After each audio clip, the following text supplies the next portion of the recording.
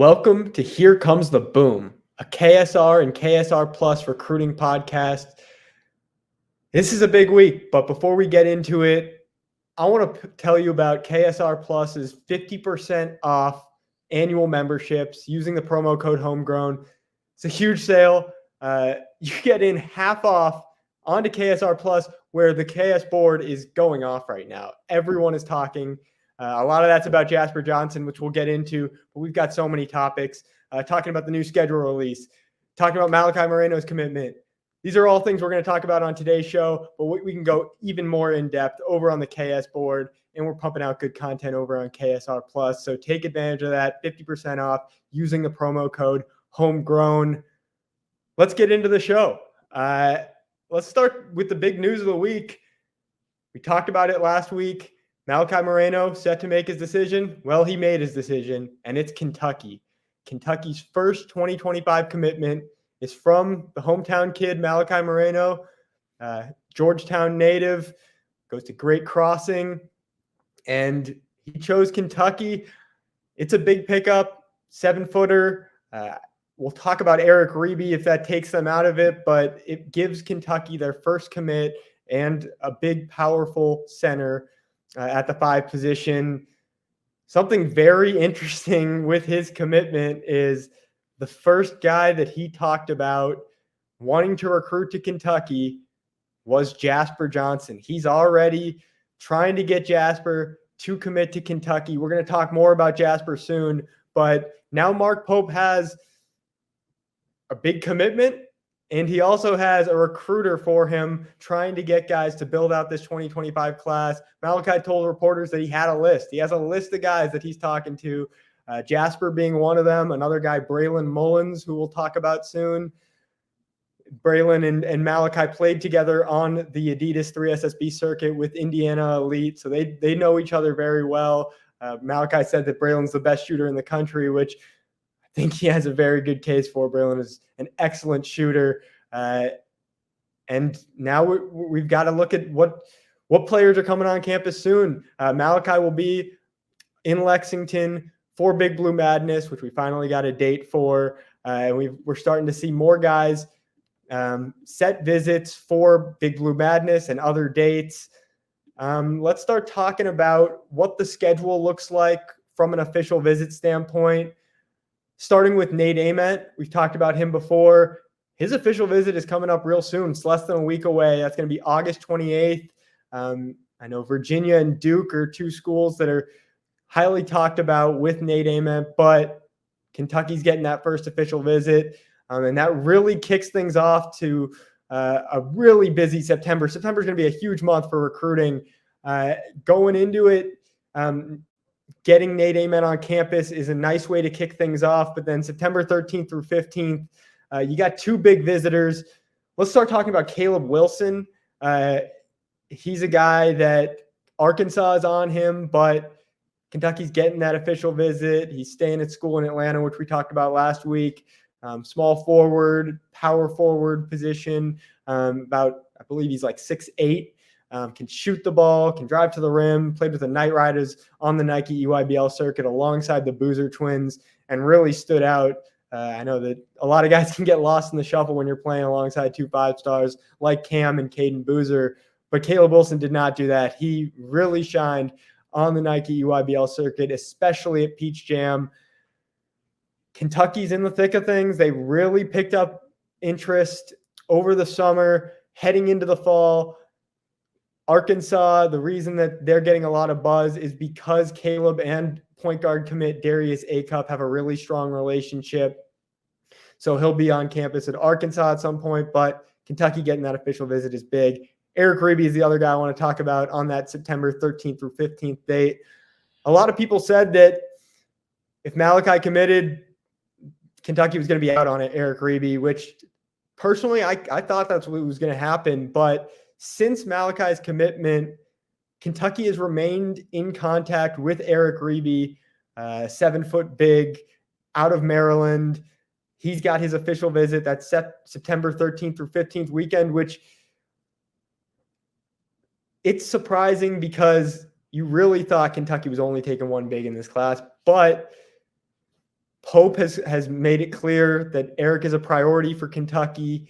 The assistants are in contact with him. It's still unclear if that official visit is still going to happen, but by all indications, it will. That's one to keep an eye on. I'm not really sure how serious the interest is. I know Kansas is another school that's talked about with him. A few other schools. He's got a long list. But Kentucky's remaining involved, so we'll see where it goes from there.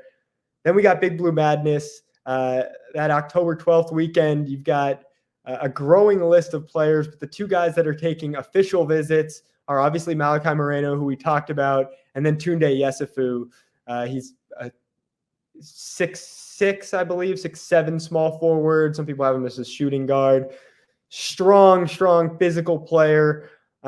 He's a 5-star that Kentucky's had on their radar since this new staff came in the spring. He got that offer shortly after Peach Jam. And Kentucky, as we've mentioned before, they're getting the last official visit for Tunde. I know Tennessee has official visit for Tennessee set. He's got one for Baylor. There are a few other schools involved. I know Kansas is involved there. But Kentucky has been a school that's been on his radar ever since he started playing basketball a while ago. And now that they're heavily involved in his recruitment, he's taking a deep look at them. And I expect Kentucky to be right there among the favorites when he makes a decision. I know Tennessee's probably the biggest contender for him outside of Kentucky. As you see on the RPM, the On3 recruiting prediction machine, Arizona is favored there, but there haven't been any On3 experts to make a prediction yet. So it's really hard to judge based on the RPM just yet. Then the last guy I want to talk about, Braylon Mullins. He's the last guy with an official visit set that October 25th weekend. I believe Kentucky is getting the last official visit with him. And there's really 3 schools that keep coming up with Braylon Mullins, one being Kentucky, of course, another being Indiana, his in-state school.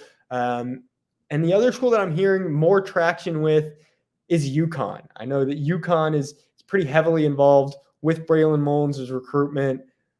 I heard a lot of buzz for Kentucky with Braylon Mullins right after Peach Jam, right around that time. As we mentioned before, he's AAU teammates with Malachi Moreno, Kentucky's newest commit. So Malachi's commitment certainly helps things with Kentucky and Braylon Mullins. And there was already buzz before his commitment. So I like where Kentucky stands with him. And that's really where things stand with official visits. Got a lot of guys working to set up visits. I was texting with Chris Sinak earlier, and hasn't set any official visits yet, but Kentucky's expected to get one of those September, October. A lot of names Kentucky's going after, and we'll see who else can set visits in the next few weeks. Big month of visits in October and September, so be on the lookout for that. Now let's talk to a couple guys that KSR fans might know about over at Sleepers Media. We're going to talk to them about their impressions of Mark Pope, the team that he's brought in 2024, and we'll even talk some Jasper Johnson. So, here you go. Welcome back to Here Comes the Boom. I've got 2 real special guests for you today. Greg Waddell, Carter Elliott of Sleepers Media. I know that they've been a lot of the talk in the Kentucky fan base because of a video they put out talking about this year's Kentucky team. So I wanted to bring them on to talk about their thoughts on this year's Kentucky team, Mark Pope, and maybe get a little of their thoughts on this Jasper Johnson recruiting situation. Greg, Carter, thank you guys for coming on. Thanks for having us. I'm excited for this. Very excited. Appreciate you having us. Yeah, so I'd love to just start off by asking you guys about your overall thoughts on this hire from Kentucky, bringing in Mark Pope. Before we get into this year's team, just what were your initial reactions to Kentucky bringing in Mark Pope, and what have you made of the hire so far? Shock for me. I'll let Cart jump in after that. But we were together at the Final Four as the news was breaking. I'm sure everybody remembers where they were when this happened. But we were at dinner with a bunch of just colleagues of ours, and I remember somebody some of the people at the table were kind of more the newsbreaker types. Obviously, we're just two doofuses who react to things and try to be entertaining. But somebody was kind of like, this might be Mark Pope.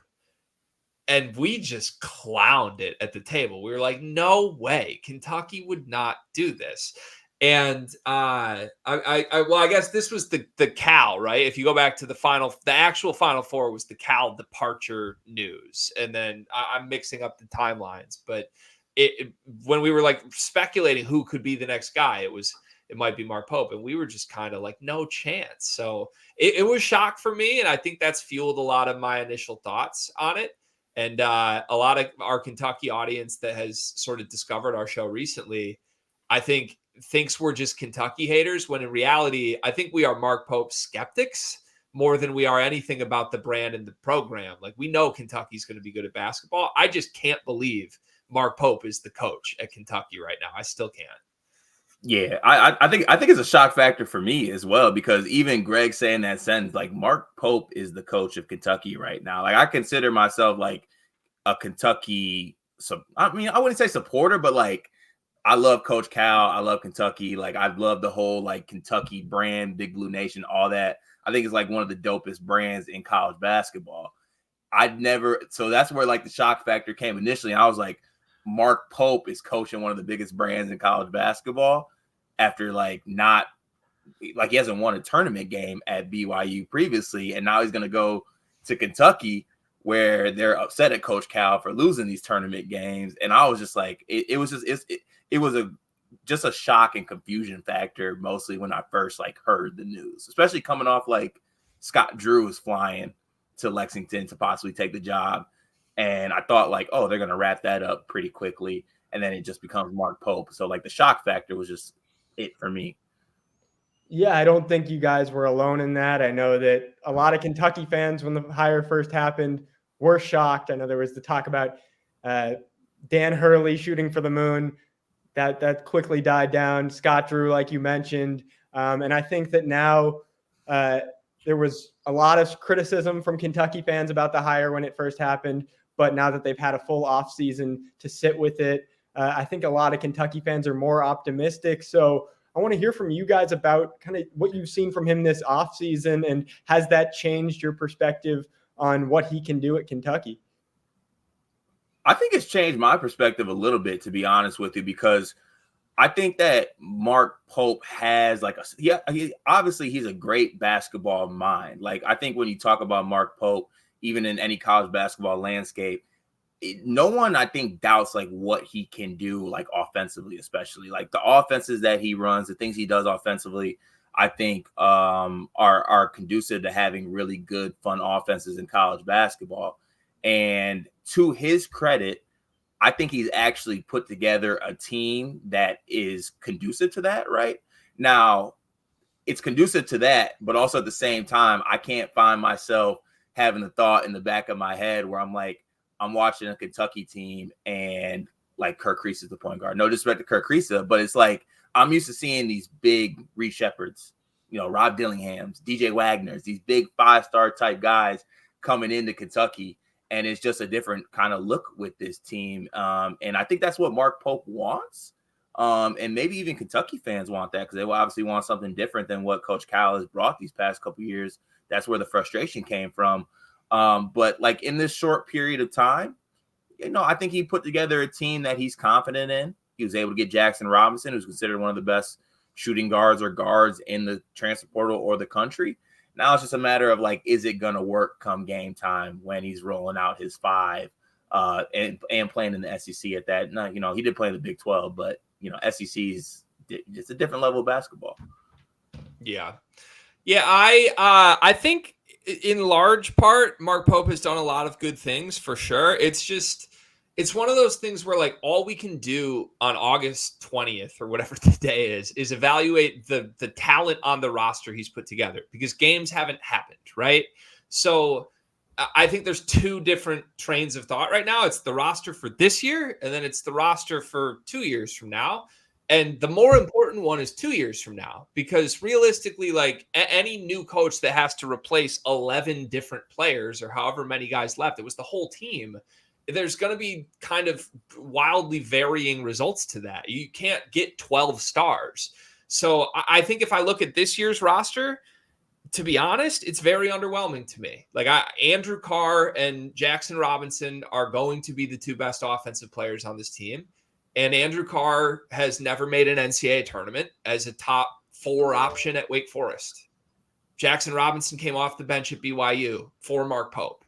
He was great. He was their best player. But this is in all reality, in my opinion, the least talented Kentucky team since I have been a toddler. And now the thing is, Kentucky fans don't care, I don't think, about that. And maybe you'll tell me otherwise, because Kentucky fans care about everything. But they knew what they were getting with Mark Pope signing up for this. It's not about the talent on the roster. It's about what he does with it, right? That's what Cal pissed everybody off with. So if he wins games, if he wins his first NCAA tournament game of his career with this roster, then it doesn't matter that I'm criticizing it in August. But I do find it interesting, like the way this roster was built and what's going forward, he's back trying to get the 5 stars. Like Jasper Johnson and Malachi Moreno are great recruits. Hopefully that's the core of the team.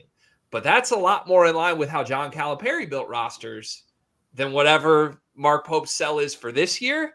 So it kind of leaves me wondering, which is it? Do you want the 5-star recruits or do you not? If Mark Pope gets talent, to me, he will be very good. He runs great offense. But for this upcoming season, I think they're short on talent. And if Jasper Johnson comes to Lexington, they're going to be back to the winning that they're used to. Yeah, and to your point, I think that the reason, obviously, why they went so transfer heavy and not going after those 5 stars was because Pope came in April and all those 5 stars were committed to other schools, and you had to really rely on the portal and experienced guys. And I do think that Kentucky fans are a lot happier with this because they're so fatigued from the heavy freshmen that Cal brought in, bringing in 7 freshmen last year. And so it is a nice switch for Kentucky fans where, oh, wow, we actually have an experienced roster for once.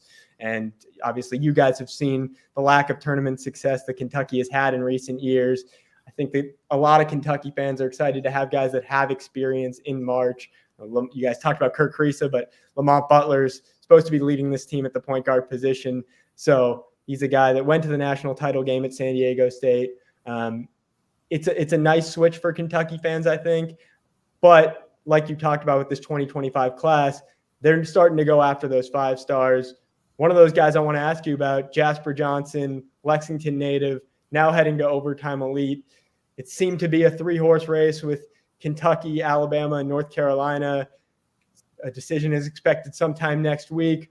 What are your thoughts on this recruitment, and how closely have you guys been following this? I've been following it incredibly closely. So I love Jasper. This is not a bit long before this got really, I guess, messy. He's been my favorite guard in the 25 class from the jump. I just adore the kid's game. I think he's so fun. He is a supreme scorer. He's just going to be a superstar wherever he goes, in my opinion. And I have always thought it was Kentucky, always thought it was Kentucky. And despite my issues with Mark Pope, it's I don't think 5-star kids go attend TBT games over and over and over again unless they feel like they're part of the family already. And I do think there's some truth to the reports or the buzz that this would have been a done deal if Cal was still the coach. And there's relationship ground to be made up because he does love Nate Oates and he loves Hubert Davis reportedly. And it's a new relationship with Mark Pope and staff. I get that. By all accounts, the family loves Kentucky. I think deep down, he just envisions himself in a Kentucky uniform. But I've had the conspiracy theory for a while now, for 2 weeks. We're doing daily Jasper Johnson videos with all the twists and turns this happens. But we've speculated, I have speculated that it is done. I think he's going to Kentucky, and it's never made sense to me that publicly the story a week ago was, well, Kentucky can't match the NIL. It's Kentucky. What are we talking about? Kentucky can't match for a 5-star recruit from Lexington? That makes no sense to me. So the wheels spun in my head conspiracy-wise of I I just think this is going to happen. I think maybe there's been some discussion of like, it would look pretty good if Mark Pope can steal him back when he lost him, when in reality, it was probably always going to happen. If that's happening, I applaud Mark Pope and staff. Like, no matter what, you get Jasper Johnson in a uniform, it's a huge win for the program. And by all accounts, at the time of this recording, it sounds like things are swinging back that way. So I'm very excited. I hope that's what happens, because I would love to see Jasper in a Mark Pope offense way more than I would even in a Nate Oates offense or trying to be the next RJ Davis at North Carolina. Yeah, 100%. I feel the same. I mean, me and Greg just got off recording a video where we were talking, like, he brought up what Kentucky could possibly look like 2 years from now, right? Like when the 2025 kids are here, or even 2026 kids. The one thing I give Mark Pope credit for is that at least early on, he has seemed to like, okay, I'm going to lock down the talent in my backyard. Like if I can drive to Malachi Moreno, and I'm not too well versed on Kentucky geography, but I know he's from the state of Kentucky. I'm sure he can make that drive. You have Jasper Johnson being from Kentucky as well. In the 2026 class, you have Tay Kinney, who's also from Kentucky. He's going to go play for Overtime Elite. If you can lock down the talent in your own backyard as the figure that Mark Pope is, like he played at Kentucky, he was a national champion at Kentucky, like keep using that pitch to get the high talent level Kentucky kids, you're looking at it 2 years down the road or a year down the road, like maybe Jasper Johnson does a one and done year. And then after that, you have Tay Kinney coming in as the point guard with maybe, I don't know, like a sophomore year, Braylon Mullins, and then a junior year, Malachi. Like there's a lot of possibilities here with how Mark Pope can kind of move this going forward. And it might be a mixture of like what Kentucky fans wanted. Like we could get the 5 stars with like the on-court coaching offense stuff that Mark Pope does. And that's probably the dream scenario for all Kentucky fans, I would assume. Yeah, and I put out a report about Jasper Johnson about a week ago, and we'll talk about that soon. I know my DMs have been pretty busy with Alabama fans. They're not too happy with me right now, I'll say that. But I really want to thank you guys for coming on. Where can people find you on Twitter, social media? Appreciate that. We're at Sleepers Media on Twitter. We do game previews and recasts for all the biggest games in college basketball and college football. We're rolling that out for the first time this year. Kentucky is certainly the heartbeat of the sport. So we're talking about Kentucky-related activities, it seems like daily at this point. And I know it seems like we kind of came on the radar one day because I think I was throwing one of your guys under the bus a little bit for the way he worded one of his articles. And want to make it clear, we are huge fans of what KSR does as a network. You guys are the premier Kentucky sports place for fans, for us, for everybody. So it's an honor to be on the show, and we appreciate you bringing us on. 100%. Well, thank you guys. Thank you guys again. We'll be back soon talking about Jasper Johnson. Stay tuned. Let's talk about Jasper Johnson. He's the big topic in Kentucky basketball recruiting, on Kentucky message boards, the KS board. It's all people are talking about right now is what is Jasper Johnson going to do? Decision is expected next week. Really, the 3 schools, as we've talked about, it's Kentucky, Alabama, and North Carolina. Seems like it's starting to really be a 2-horse race with Kentucky and Alabama. People probably want to talk about the report I put out last week on the KS board. I talked about Jasper Johnson and the thought that Alabama is kind of fading in the recruitment. That's not to say Alabama's out of it, but that was last week I said that, and I've continued to hear that Kentucky is picking up momentum when it comes to Jasper Johnson, and there's some skepticism about is he going to end up at Alabama. I put out a prediction over on KSR Plus. I predicted the top Kentucky targets in 2025, where they'll end up. It looks about 50-50 for Jasper Johnson, but I think Kentucky's going to pull it off. Momentum continues to pick up for Kentucky. I like where Kentucky stands with Jasper Johnson. I still don't think this is over. I'm not ready to put in an RPM yet. I think that Alabama is still in the thick of it. They've had a long relationship, the family that is, with Nate Oates and the staff at Alabama.